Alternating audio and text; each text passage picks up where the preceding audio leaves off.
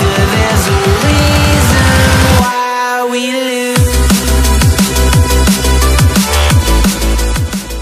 Oke, assalamualaikum warahmatullahi wabarakatuh. Apa kabar teman-teman semua? Semoga kita sehat-sehat saja ya di tengah pandemi COVID-19 ini. Just stay home, jangan nongkrong-nongkrong dulu, dan ke mall dulu, sans di rumah aja. Oke, di video kali ini saya dan teman-teman saya dari kelompok 1 yang beranggotakan saya Ahmad Rizky Andana Purba, dan ada Fitri Wahyuni, ada Kofi Faham, dan juga ada Muhammad Rahman. Nah, penasaran kan tentang penjelasan kami tentang perancangan sistem? Kalau penasaran, silakan cek videonya. Perancang sistem adalah merancang atau mendesain suatu sistem yang baik, yang isinya adalah langkah-langkah operasi dalam proses pengelolaan data dan proses dari prosedur-prosedur untuk mendukung operasi sistem. Nah, tujuannya adalah untuk memenuhi kebutuhan para pengguna atau user, serta memberikan gambaran yang jelas dan rancang bangun yang lengkap kepada programmer dan ahli-ahli yang terlibat di dalamnya. Selanjutnya, metode prototyping. Metode prototyping ini adalah metode pengembangan sistem-sistem yang didasarkan pada konsep working model atau model kerja, dan tujuannya adalah untuk mengembangkan model atau desain menjadi sistem yang jadi atau sistem yang siap pakai. Dan dengan menggunakan metode prototyping ini, maka proses pengembangan sistem ini akan menjadi lebih cepat dan menghabiskan biaya yang relatif lebih rendah. Bahas tentang kelebihan dan kekurangan metode prototyping. Nah, kelebihannya itu yang pertama, ada pengguna atau user berperan aktif dalam pengembangan sistem. Yang kedua, waktu yang digunakan lebih efisien.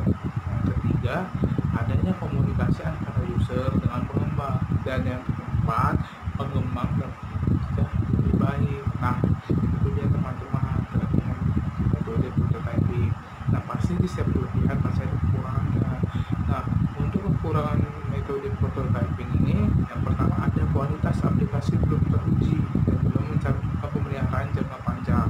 Yang kedua, algoritma dan bahasa yang digunakan sederhana karena ingin menyelesaikan proyek secara cepat, padahal program merupakan blueprint sistem. Yang ketiga, teknik perancangan tidak baik dilihat dari hubungan pelanggan dan komputer. Nah, itu teman-teman. Sekian dari saya. Baik, saya akan melanjutkan pembahasan berikutnya mengenai tahap-tahap metode prototyping. Nah, tahap-tahap metode prototyping ada 7. Yang pertama, pengumpulan kebutuhan. Nah, pada tahap pengumpulan kebutuhan, hal-hal yang dibutuhkan dipersiapkan terlebih dahulu, seperti perangkat lunak yang akan digunakan dan garis besar dari rancangan sistem yang akan dibuat. Yang kedua, ada membangun prototyping. Nah, pada tahap ini kita membuat rancangan sementara pada sistem yang akan dibuat.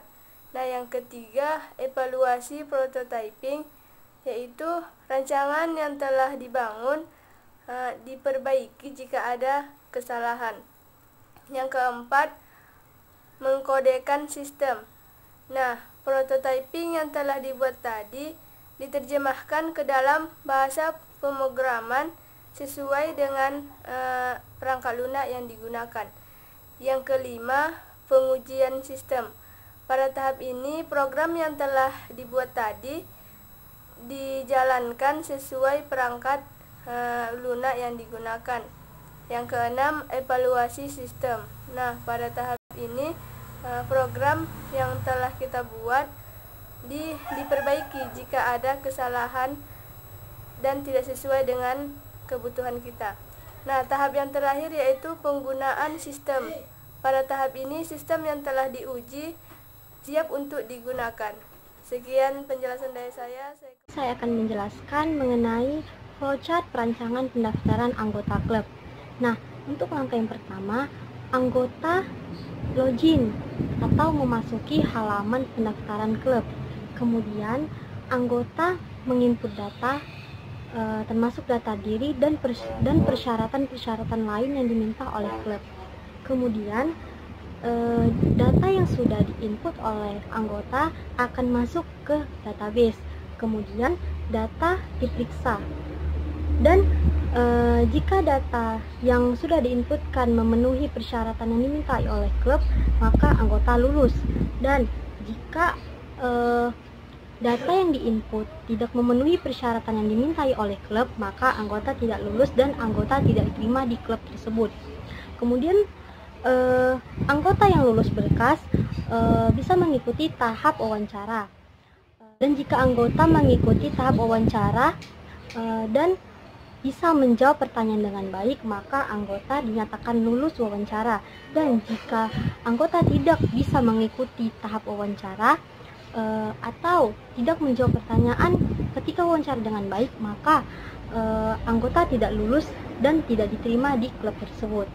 Kemudian anggota yang lulus wawancara, kartu tanda anggota akan dikirim melalui email masing-masing anggota. Kemudian berakhirlah pendaftaran anggota klub. Sekian dan terima kasih. Terima kasih teman-teman sudah berada di penghujung video, dan saya berharap teman-teman dapat mengambil pelajaran dari video yang kami buat ini. Kami minta maaf jika ada kesalahan kata dari kami, karena kami juga masih proses belajar. Akhir kata saya ucapkan Assalamualaikum warahmatullahi wabarakatuh.